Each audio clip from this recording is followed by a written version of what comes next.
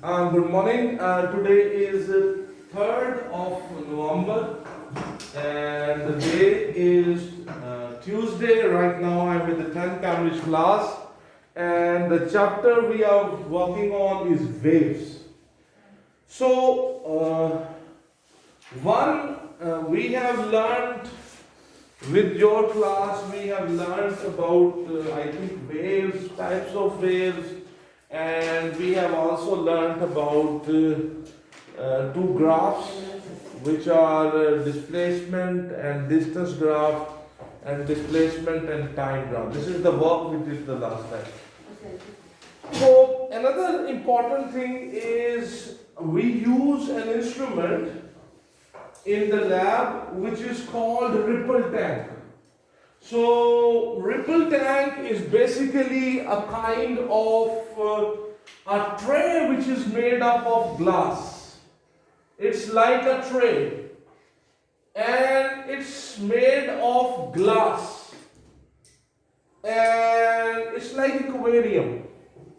You know aquarium in which we put fish? Yes. So it's like aquarium, it's made up of glass and it stands on, here we have legs. Here we will have 4 legs. I'm not showing the legs here. So you see, this is totally glass and it is filled with water. And we have a light. We have a light here. So here we have a light.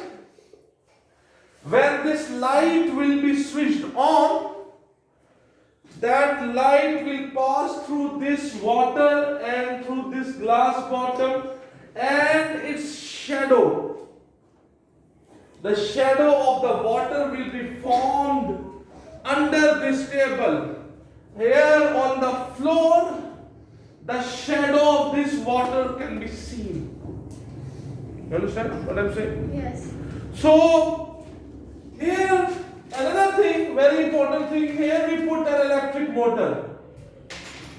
So, this electric motor, when it rotates, with this I can attach a sharp end object, like a pencil you can attach. And when this motor will be switched on, what will happen? This sharp edge object, or you may say I have attached a pencil. What will happen when this motor will be working? It will be switched on. This object will move up and down, up and down.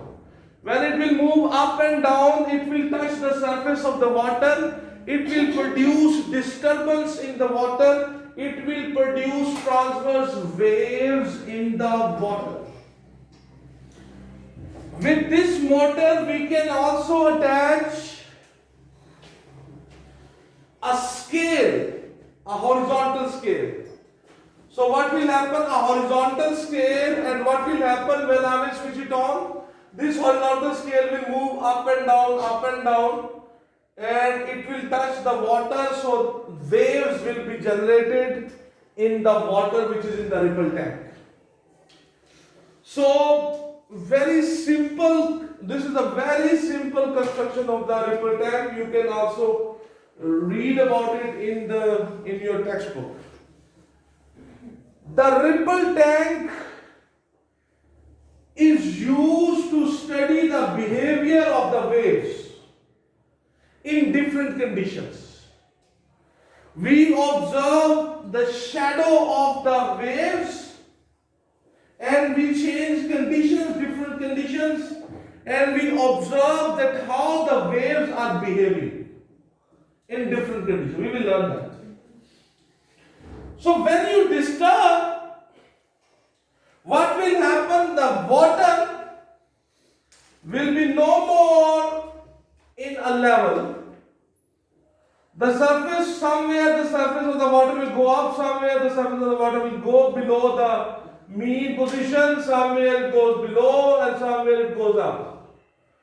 So you see the level of the water, when you have switched on the motor, the waves will be generated in the ripple tank. So the level of the water, somewhere the the crust, trough, crust, trough, crust. Some places the water is above the mean position, and in some places the water surface is below the mean position. Crust and trough, transverse waves are produced. This crust, this is trough. Crust and trough. You see this crust and trough, the crust will behave like a convex lens. This will behave like a convex lens, and this trough, that will behave like a diverging lens. So when the light, that light bulb, that will, when you will switch on that light, so wherever you have crust, that crust will be behaving like a convex lens. It will be converging the light on the floor. And wherever you have trough, it will be behaving like a diverging lens. It will divert the light on the floor. So, where the light will be converged, the portion will be very bright. But wherever,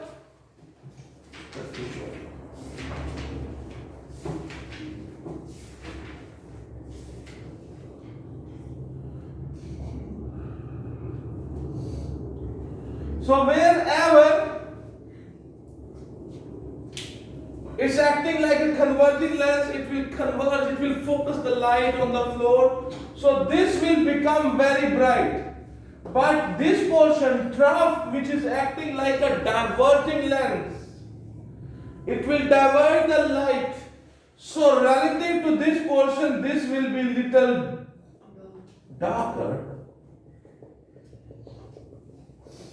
Understand? Yes. So the next portion, which is the crust, it will be behaving like a convex lens, and this portion will be very bright because the light is focused on this portion.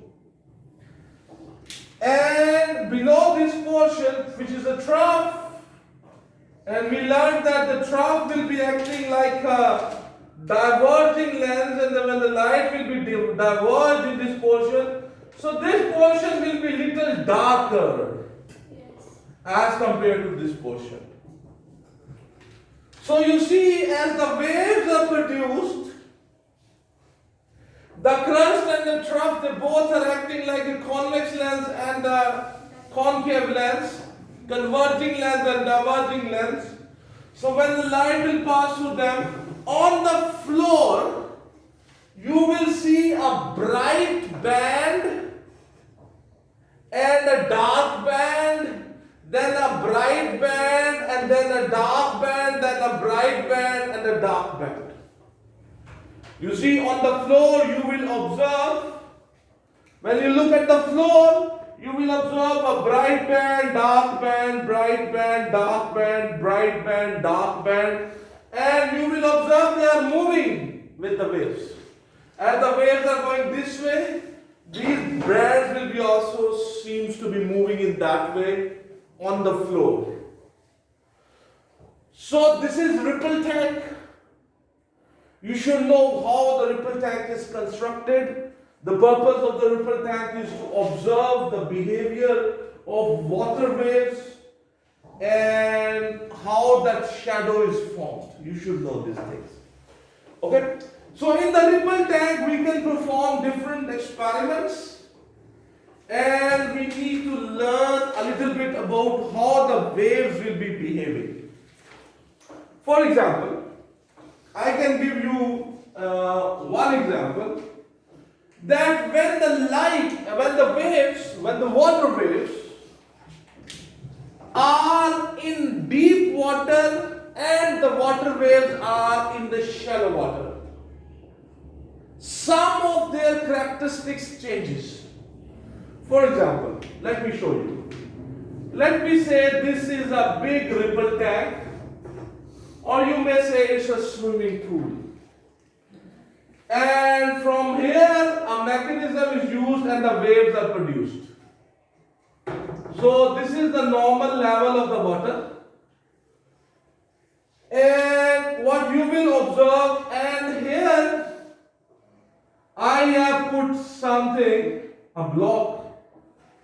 So the depth here is larger and the depth of the water here is smaller.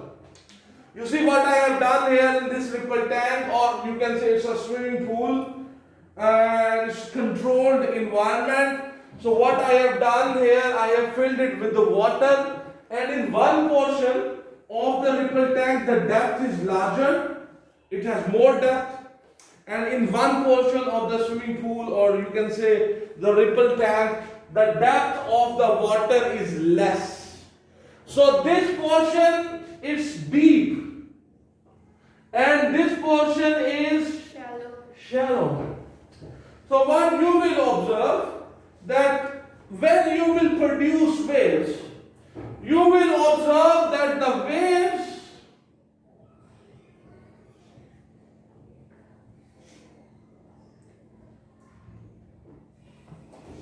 you see an interesting thing will happen with them. Let me show you.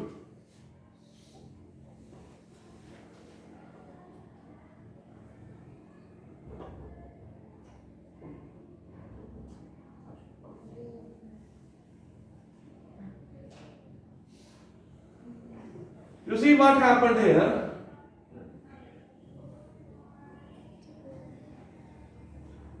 Yeah. When here I have a mechanism which is producing waves. So what you observe, that when the waves are produced and the waves are traveling in this direction, so what you will observe, that in the deep portion the waves have larger wavelength. The wavelength is larger. When the waves are on the shallow portion, the same wavelength, its wavelength will be shorter. Okay? Another thing,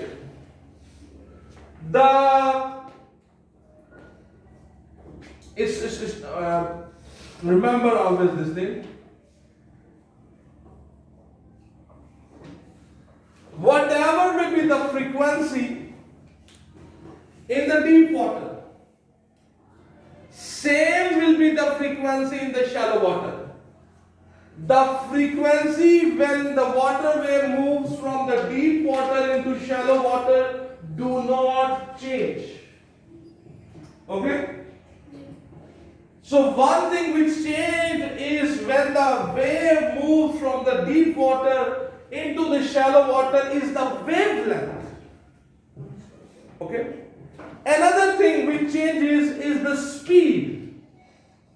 The speed here is higher and the speed here is slower, or you can say less. Okay?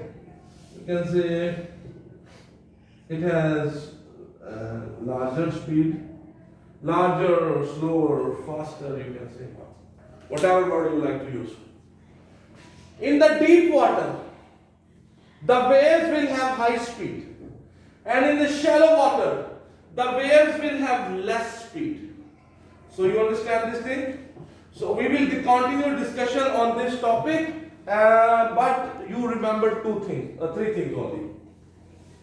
When the water waves, whether they are in the ripple tank, whether they are in the swimming pool, whether they are in a big tub, or whether they are in an ocean, wherever the water is deep, the same water wave will have larger wavelength, more speed. And when the same wave will reach somewhere where the water is shallow, its wavelength will decrease, its speed will decrease, but the frequency in the deep water or in the shallow water, the frequency do not change. frequency always depends upon the source which is producing the water waves. So if the frequency of the source will change, the frequency will change. Otherwise, the frequency will remain unchanged. Okay? So during this discussion, the frequency will remain unchanged. So I hope you have understood a little bit. So really thank you very much. I was with the 10th English class. So have a good day. God bless you all.